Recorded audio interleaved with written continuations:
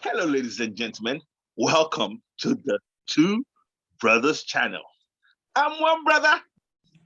Hello, everybody, and I'm the second brother. Welcome to the Two Brothers channel. Yes. Welcome back. We have another exciting episode for you. I say that all the time. I know, but they are always exciting. Back to you, Mr. Phil. Yes, they're always exciting. And, whoa, this one is a powerful one. The title of this episode is Leadership is Not a Title. Leadership is responsibility. Let me repeat that again. Leadership is not a title. Leadership is responsibility. Now, why did I come up with that title? It's because so many times a lot of people mistake what leadership is truly all about. The idea that most people have is that, oh, I'm going to be the big guy. I'm going to be the, from like Nigerians would say, the oga at the top. Everybody would tell me, Rakadede, boss man, boss, you know. And then they call you chairman. And you're like, hey, I'm the chairman. You're not the table man. You're not the settee man. You're the chairman. And unfortunately, you see this come out in people's attitude, actually, in the sense that when they go for leadership, immediately they're expecting accolades. They're expecting, everybody to start, treating them one kind, giving them, preferential treatment, recognizing them immediately just because of the title. I'm the chairman, CEO, commander-in-chief of every living thing in the galaxy. Do you know who I am?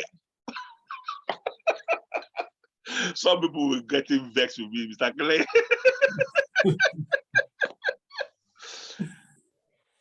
Before I hand over to Mr. Clay, let me just quickly say this. You will understand it because what they are missing is that actually having the accolades in leadership, there's nothing wrong with having the accolades. But the accolades is not what you demand. The accolade comes from the results that you are naturally producing that will naturally, not coercively, not contrived, not forced, naturally make people respect you, naturally make people give you regard. And it comes from the responsibility that you've taken on board. I'll pass it over to Mr. Clay because I'll come back on that thing, responsibility. Please, Mr. Clay. All right, sir. Leadership is responsibility, not a title. Yes. So it's very, very powerful. Because everybody wants to be a leader, right? Nobody wants to be a follower.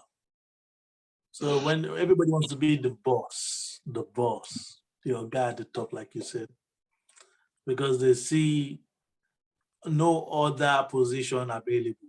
That's the one to go for. And in Africa, we know what African leaders are like, right? Everybody, especially when you look at the political scenes, everybody wants to be the president. Because if they are president, things will be different, right? When they are president, things will turn around, life will be better. And it's so amazing how the leadership mentality is different in Africa to is in the Western world.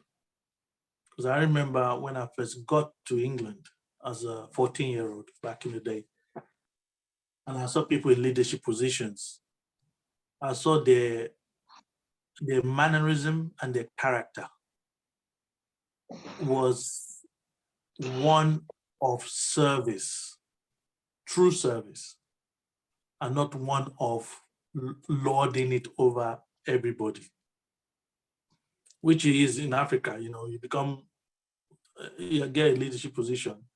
Now is your chance to lord it over them, and everybody that your followers will now worship you. You know, and you will take their worship as your right. You know, and if anybody is not worshiping you, then they must be punished. Right? We're not even talking about what your job title is for and what you're meant to be doing in the first place. We'll get to that later. But right now, worship is what's on the job.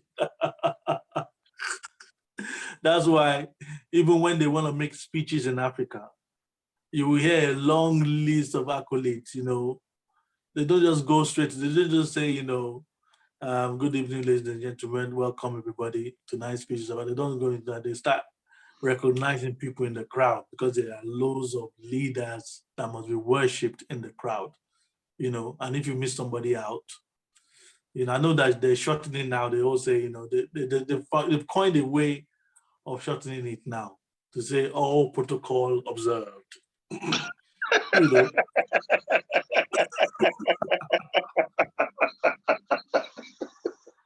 Sorry. Leadership responsibilities, you know. People will think we're making fun of people, but carry on layer. No, it is real. And these people take you very, very, very seriously if you do not pay them the due respect. And it starts from the home, starts from the parents. So when you like, even the parents, when you get home, mom and dad, you know, I look at my teenage son now, and I've got a teenage son, and he you know, says, "How you doing, Dad? You know, you okay, Dad?" And I'm looking at him. I was never like that with my dad. With my dad, all protocol must be observed. Otherwise, there is no conversation. There's no forget conversation. There's no existence in the same space. You know. Anyway, back to you, Mr. Phil. Yes, Mr. Kanleye, look, where you're hitting on something very, very powerful there.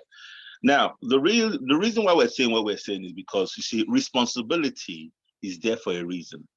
You see, these same leaders that want to be, for want of better word, really worshipped, they fail to look at their environment to see what impact that they're having, or what change or what improvement that they're making that will assess and give them that right that they're so demanding. So let's look at the leaders. We're talking about African leaders. We're talking about people that, you know, believe that, okay, that's fine. You get all the worship you want, but let's look at where you are. Oh, you mean your roads are like that? Oh, okay. Oh, you mean everything around you is in such disarray? Okay. You mean health? There's no health care where you? Okay, but you're the leader, though. How does that marry? How can you be so happy being the leader, and the job the leader is meant to be doing, to be judged by, is in such terrible state? How do you marry that, Mr. Leader? Then, like Mr. Clay said, we came and we saw in the UK leadership modeled. We saw leaders that actually only judge themselves by the solutions that they're providing. Only judged by, as a matter of fact, the leaders that were our mentors basically said, do what I do. As a matter of fact, no, don't do what I do. Even if you can do 20% of what I'm doing, that's okay. Don't worry, I'll do 100%. You just do 20%. And you're like, this is new, you mean? And the leader is forging ahead. The leader is not saying you go and do it. No, the leader is saying I'm going to do it. You follow me. I will ram that door. You follow me. Come, let's go. And you get there, and it's there. Now, it achieves things. Are we surprised that they have electricity? Like Mr. Clare said, a leader that is a servant first. Then, when everything is said and done, everybody now naturally respects him because of the responsibility that he is carrying, because of the solutions that he's providing, because of the situations that he's improving, not only for himself, but for people around him, for people around them that is around them. So the ripple goes, and that is where the edification comes from. When even he's not even looking for it. A great example of this is Sadhguru. Sadhguru, man, the guy does not need your, he doesn't even care whether you think he's alive, you see him or nothing. But guess what? Man, people cannot help but give him that kind of regard that he doesn't even want. That's when it's for real. Mr. Clay. Yes, sir. Yes, sir. Yes, sir. I think what you said there is, some people demand to be followed, demand to be obeyed, demand. Woo! While some people walk the right path and people follow them, listen to them, want to be with them. Because isn't it strange? You can see, the world is big enough. So you would think that these people have eyes open so they can see the comparisons. They can see, okay, this is what's happening on the other side of the world. How is that working for them? Or this is what's happening here. How is that working for us? Because one thing about it is the new generations of Africans that are coming up. I know this video is primarily for Nigeria for now. And Africans, really, for now. Africa. The new generation of Africans that are coming up are not like their parents or their parents' parents. This new generation are going to be born in a time like no time has ever been in the past. So just imagine you were just being born now, Mr. Phil, today, where you're being born in a time of internet, you're being born in a time of exposure, you're being born in a time of, it's not about libraries anymore, all the information you want is on your smartphone, it's so by the time you're being born in the time where people are coding from home, IT, artificial intelligence, technology, latest technology, which are all changes that we all need to embrace. It's not something that we can be standoffish to. We need to embrace it because, this new generation that's coming up are going to do things that is going to amaze all of us. There's a new Amazon that will be giving birth to. There's a new Apple that will be giving birth to. We've all this new generation coming up. So it's not like, oh, Apple is there and Apple is the only one that will be there, because all this that's happening is new opportunities for new generation. So what I'm saying to you is this new generation is coming up and will be led by new leaders. And there will be new leadership styles, especially in Africa. New leadership styles that, because when you look at what happened, especially in Nigeria last October, because we're just coming to the anniversary of EndSARS now. EndSARS was when the youth rose up in Nigeria and went on multiple days of protest. against police brutality that was crushed by the army opening fire on them.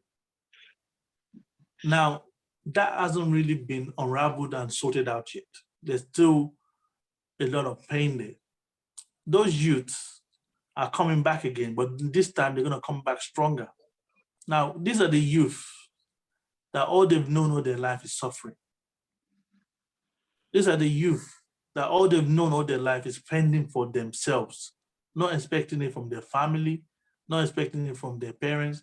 Because, like, you know, I remember when I was a teenager, I was in secondary school, and Mr. Phil would go to his boarding school, and he would come back and start telling me stories about how they survived. It's not even about us. It's not even about what they learned in school. It's about how I made it back here. You know, I could have been gone. Several times. Several times. And you'll be watching like you're watching a movie. He'll be telling you, man, we were all dead. Literally dead. Nobody was gonna come back home. But by this, we just made it out. And we made it out because some people took some critical steps amongst us. And you know, and the power that was generated in those encounters, you knew who the leaders were. You knew who to follow if you want to live. You knew who the smarts were. You knew who to, you know, listen to. You knew what group of people to be with. Those are the kind of leaders. And Mr. Phil, if you ask Mr. Phil that time, that do you think these people will be able to run the country or the continent? Mr. Phil will say, of course, I can list you. This one is good for this one is good for that, that one can handle this. And they had that in every single secondary school in that country. Those groups. Let me pass over to Mr. Phil. Not only in every secondary school, they had that in every year preceding, because everyone thinks that it's only their time that they had the smart people. No, there were plenty of people before you, and there were plenty of people after you. However, guess what everybody runs into? Everybody now runs into the system. The system is the monster that will bring the reality back. So you think you're smart, yeah? When people use tribalism on you, then you will realize, you know what I'm saying? You think you can move, eh?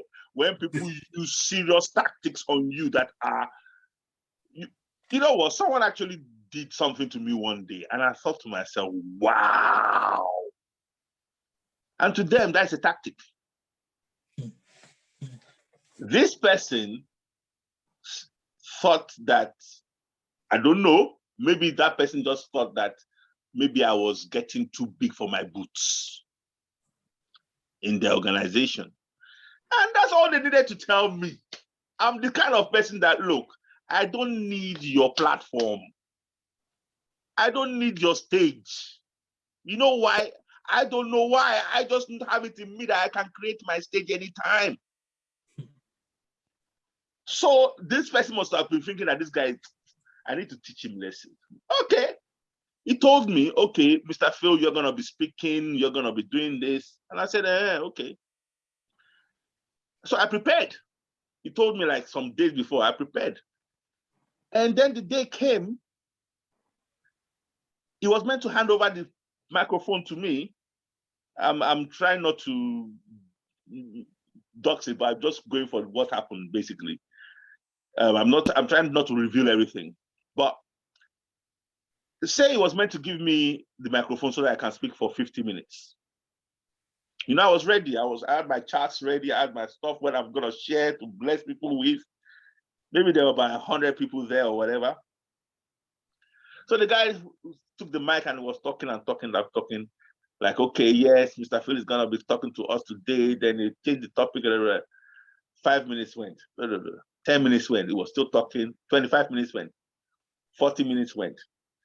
50 minutes went. It was now time for us to close. Then he went, oh, sorry. It's meant to be Mr. Phil speaking today. Okay, come. And I looked at the guy like, huh? Is that the, are you for real? Wow.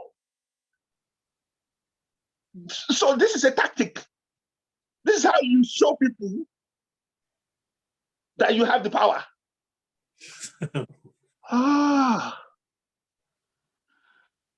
You know what? If there was any iota of respect that I had for him before,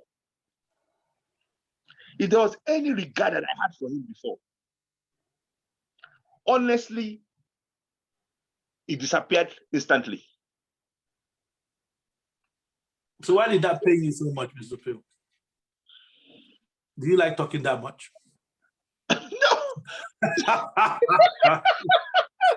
No. You know why I brought it up is when I said that these are the kind of things that people will come out of the secondary school, come out of the university, come out, and they will start saying this kind of politics.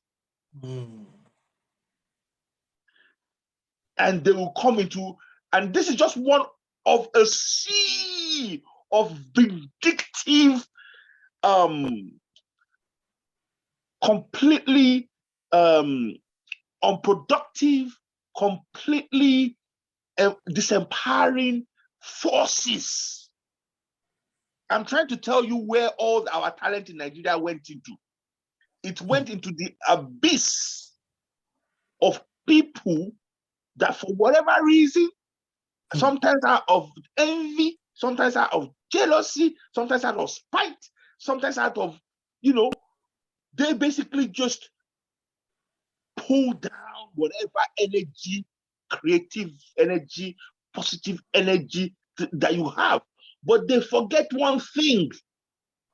Nigeria is not on its own on earth.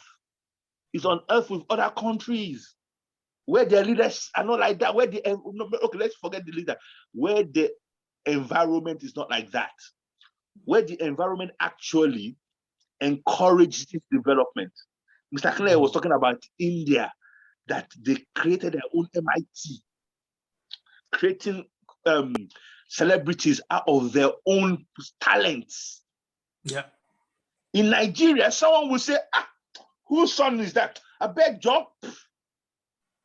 Forgetting that you are destroying your own. Forgetting that you are creating an environment where nothing, then you're now surprised that nothing works in your environment. Now, I say all that to say this.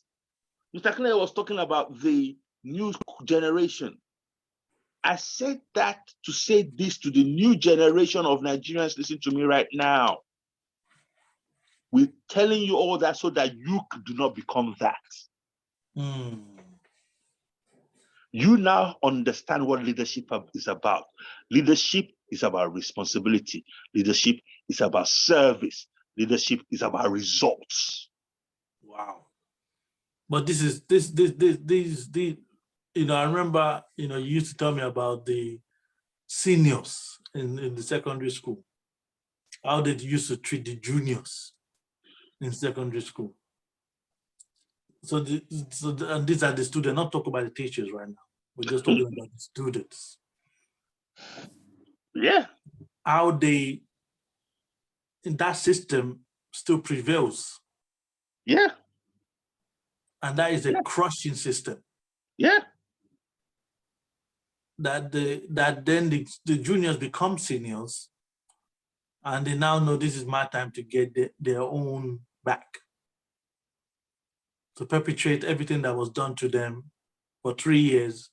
They will now do it to the juniors coming up. I didn't participate. I had the chance to participate when I became a senior. When I was a junior, oh my goodness, frack.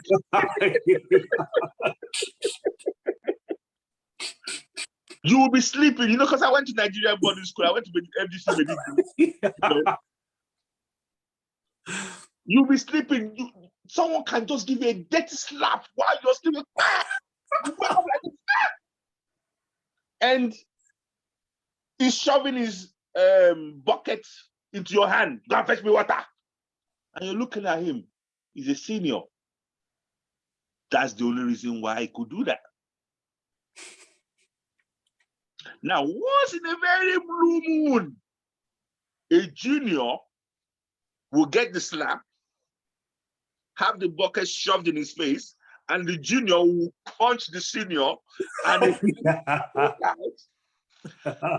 and you will find that junior still in a little cell 7 days later for beating a senior. And junior will come out like a caveman later, 7 days later. Really dead, but still defiant. All started by someone slapping him and shoving their bucket. So when they slap me and they shove their bucket in my face, what do you do? And at that time, to be fair, I wasn't even big. I wasn't even big developed then. I was one of the youngest in my class, so I had a very but it was building this thing in my mind. I was building it. But by the time I now became a senior, I decided there was a choice to be made. I wasn't going to be that kind of senior. So I was that kind of senior that juniors used to come and seek refuge in. I was always, talking to another guy, just leave him, man. Why are you leaving? Okay, don't worry. What did he do? All right, don't worry. We'll sort it out. Just come. So I was that senior that was always, and I just didn't partake. I couldn't be involved because I couldn't see why I was going to be inflicting misery. Look, if there was any time in my life that I really contemplated suicide hard, it was when I was in boarding school. I contemplated suicide hard. I thought about it. How do I take myself out? That was the time in my life I really thought about it. Thank you. That experience made a lot out of me. Honestly, it was more than a boot camp. It was a boot life.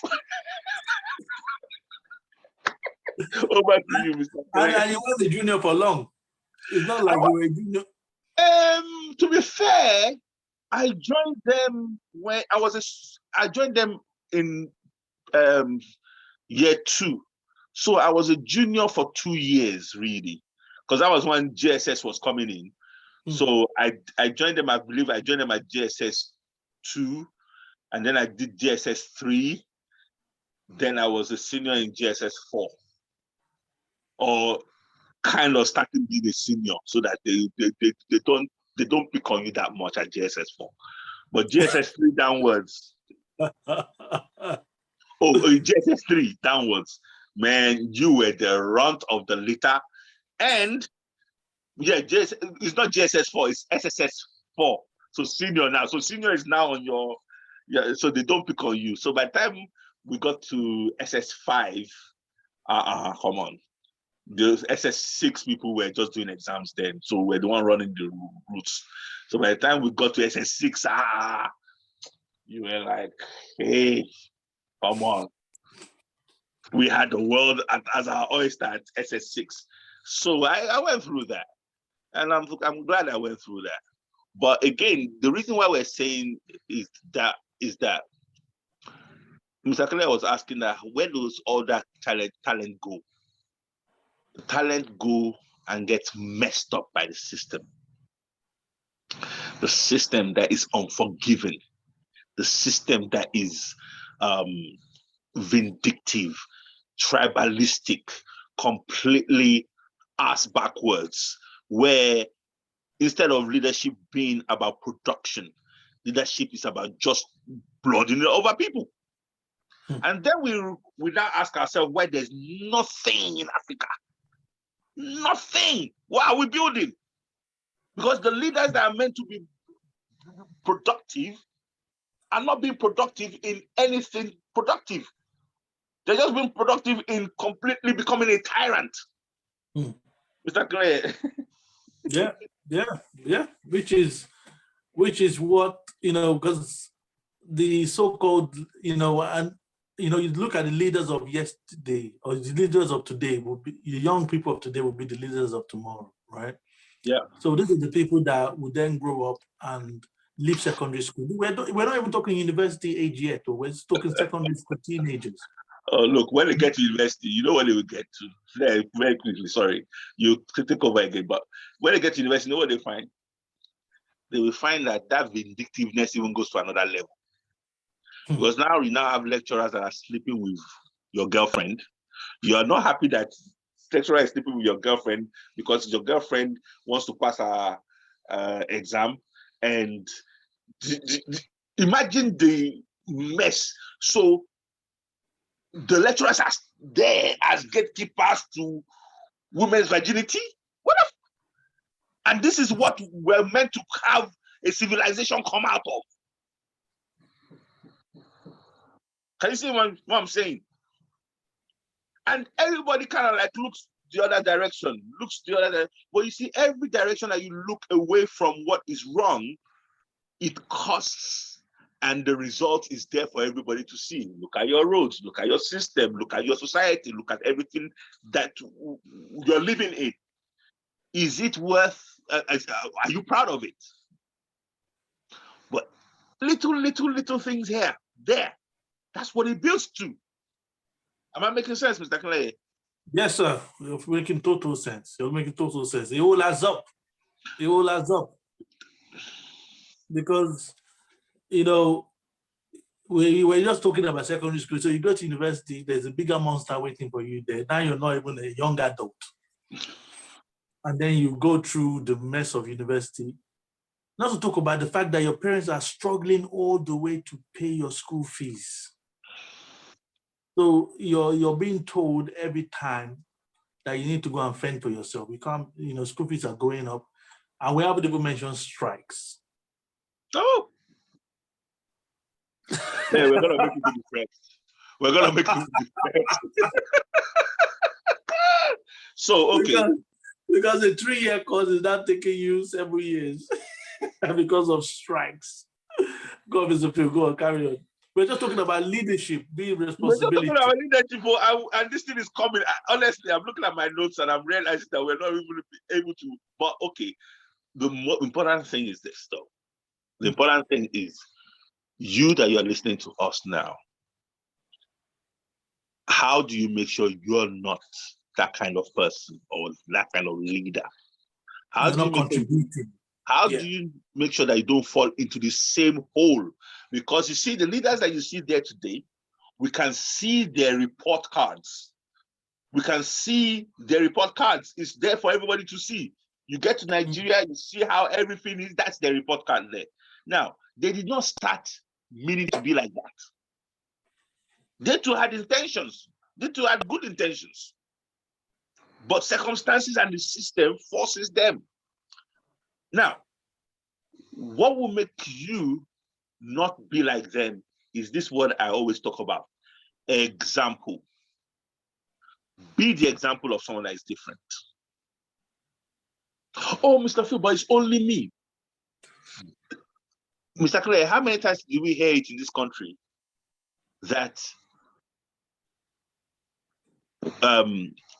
you do things not because everyone else is doing it or because you have impact on mass, but you do things because it is right. And if the life that you touch is only one life, then it is worth it. Yes, sir.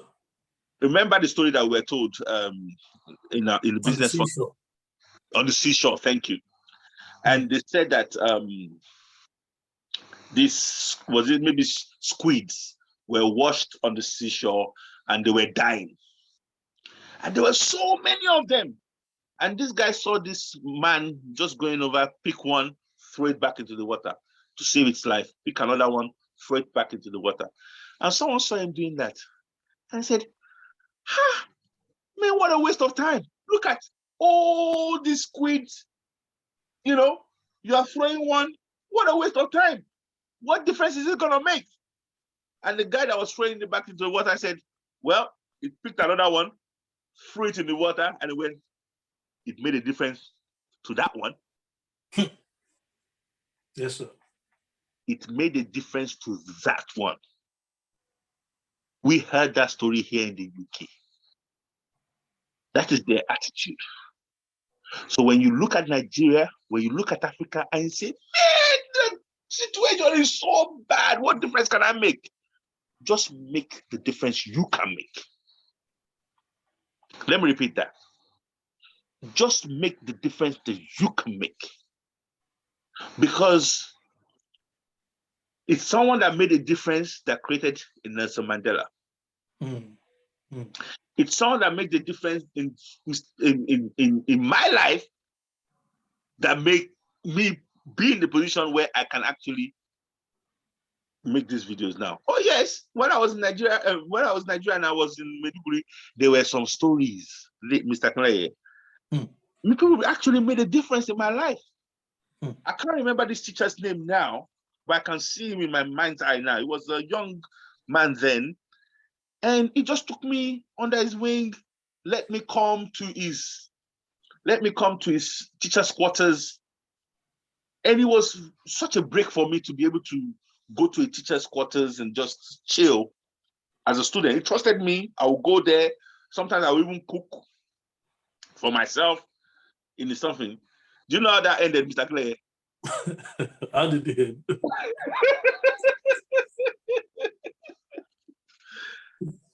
You see, I'm so full of stories and real life stories, you know. I just went there as I normally go. And I was just chilling. And the guy got there and he said, how did you get in?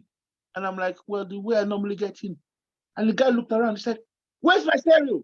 Where's my this? Do you know that they robbed him? After they robbed him was when I went. Wow. Innocently, Mr. Clay. If the guy wanted to kill me right there, he would have killed me. Let me repeat it. If the guy wanted, so they robbed him. I innocently just went as I normally went. You didn't notice anything was missing. I didn't even notice. I was in the kitchen cooking because I was hungry. I was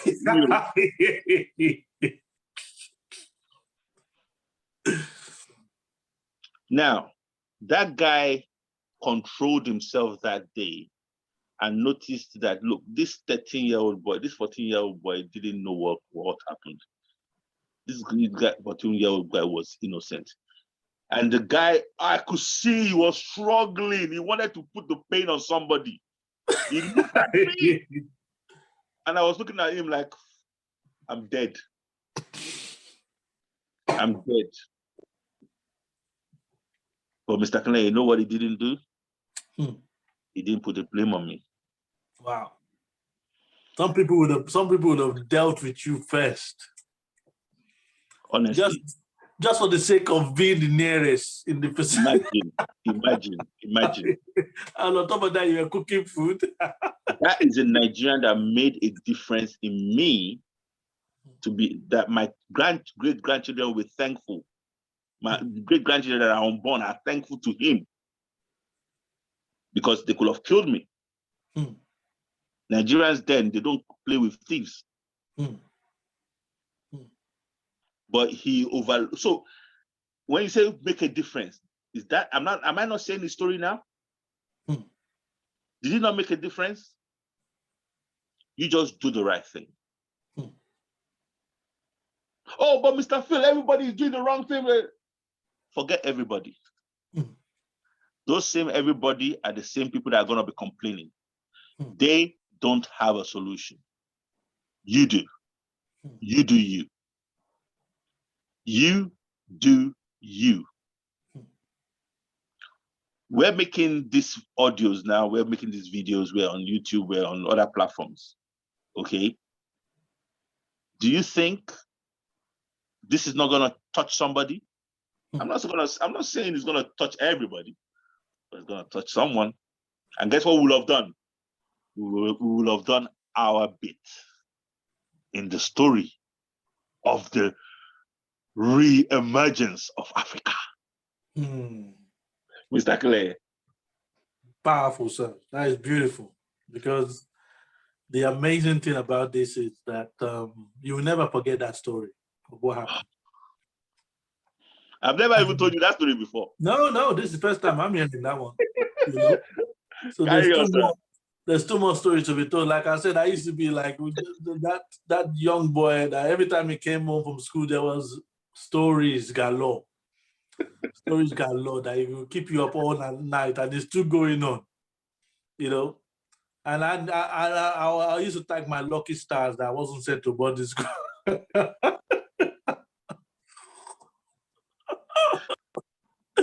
Although I was facing my own challenges even in the day school, you know. But the amazing thing about this is the future. Those are the kids that becomes the leaders that will become the parents, the leaders. And the important thing is doing your bit, doing the right thing that you know to do, recognizing, being the adult, being the sane one amongst everybody. When everybody's losing their heads, being the same one. So, okay, my books tells me, even though I've seen no examples of it, but the books I've read told me that this is how you handle this kind of situation. And I'm doing it based on that. Because whether you like it or not, we know there's good and we know there's bad. We know there's light and we know there's darkness. But we know what we all come from is light.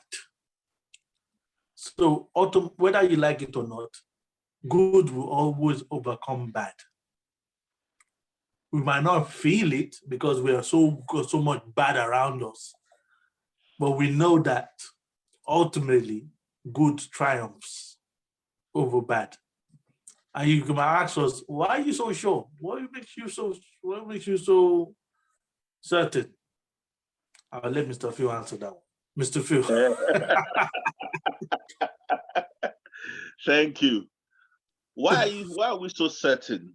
It is because you cannot build anything good on a faulty foundation. You cannot create trust on the foundation of distrust. So if you look at anywhere in the world where things seems to be working and you admire it, you wish you were there, you wish that was your country, you wish those are your people, what you're saying there is that good has won in the end. Because if good hasn't won, you'll be happy in your bed. Is that not good? Does that logic not work? So we see that really everybody like what is good. My older brother told me one day, and he said that even if you go to the village and you take a Bentley and you put the Bentley on one side and you bring a Toyota Corolla and you ask a villager that has not seen a car in his life, which one does he want to choose? They said the villager will choose the Bentley. And when you ask the villager, why are you choosing that one? The villager will say, there's something about it.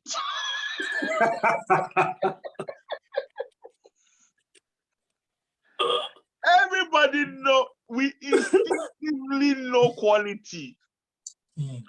We instinctively know what is good. We instinctively desire. Everybody sees a marriage that seems like a good marriage and they admire it, but they don't want to work for it. So everything in life that you see that it's working and is you emulate or you wish you had, someone was a leader there. It's a leader at work. If you see any government, any local government, any country, any company, any relationship that is working, there's a leader at work there. There's a good leader at work there. Okay? And so anytime you see results, that's where we're going with this. That result is what speaks for the leader. Let me repeat that. It is the result that speaks for a leader. That's why we say leadership is responsibility. There are many people's lives that are tied to the leader. So if you're serious about leadership, know that you're signing up yourself to serve so that there's a positive result at the end. And that positive result at the end is what will speak of you. Okay? So you're coming in saying, I have an organization right now that I tell people, look, I'm here to serve you. I'm here to solve your problems. Oh, you're the leader. You're meant to be sitting on top and we're meant to be worshiping. Yeah, if I sit on top and we're going to be all sitting here in this mess and I'll be the king of the mess. I don't want to be king of mess. If I'm going to be king of anywhere, I want to be king of progress.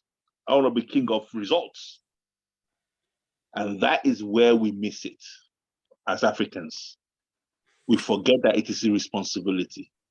We forget that it's a charge that we're given as leaders to be good custodians of the position that we find ourselves. And again, one thing we have to appreciate again, changing gears again, is that the main reason or the main job of a leader is to work himself out of the job. A lot of people think that a leader's job is to create followers. No. A real leader creates leaders. Mr. Phil, what do you mean? Well, you see, the first issue is that if you're going to be a leader that is going to be creating other leaders, then you have to be comfortable in your own skin. You have to be comfortable and you have to know that you're not there to compete and you're not there to hold other people back so that you can shine. No, you're there to help them shine, and in their shining is where your shine comes. And your shining does not come from them saying, oh, let us shine back on the leader. No. Your work will speak for you. Okay? And that is where leadership, like people like Sadhguru, I always talk about Sadhguru because I love his kind of leadership. People like Jim Rohn, I love their kind of leadership. They are there to help you, encourage you, and create positive results. So that is why we say leadership is responsibility. Leadership is not title.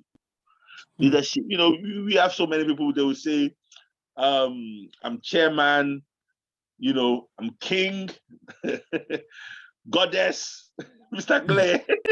You were telling me the other day about goddess. Goddesses, yes. They're not queens anymore. Okay, right. So the key though is this. So people like to call themselves king, queens. Understand that these titles, they're not empty. Or no. They're not meant to be empty. That's what I'm trying to say. So when you say you're a king, know that you're saying that I am the one responsible. If you're not responsible, don't call yourself a king. If you say you're a queen, you're saying the buck stops with me. Hold me accountable. I am the one responsible. These titles are not just empty. Now, when you say you're a goddess,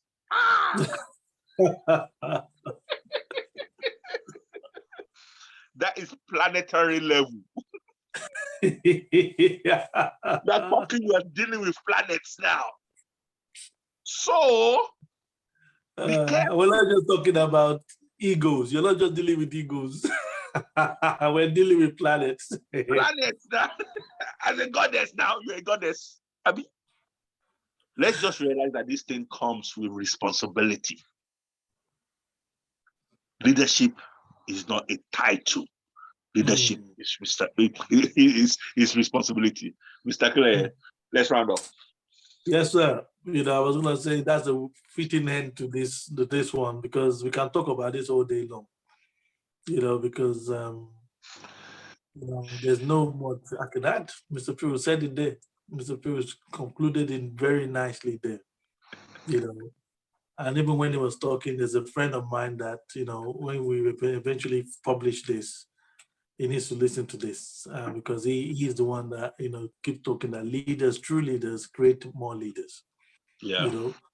So on that note, catch you guys next time. Back to you, Mr. Phil. Thank you, Mr. Kanleye. Yeah, this is a topic that I hope you all take to heart, because it is the foundation for all the good that you're looking for. Everything is created by someone taking responsibility for it. It just doesn't magically appear, So, there are other things that, as we're talking, will have come into your mind as we're talking, because, other ideas, other thoughts, this is what these videos are meant to do, to start you on the journey. No episode can cover everything. I've got my notes here. There's so many things I can cover, but no episode can cover everything. Just start the journey of knowing what leadership is and why it is there. Okay. And on that note, see you next time. Bye-bye. God bless.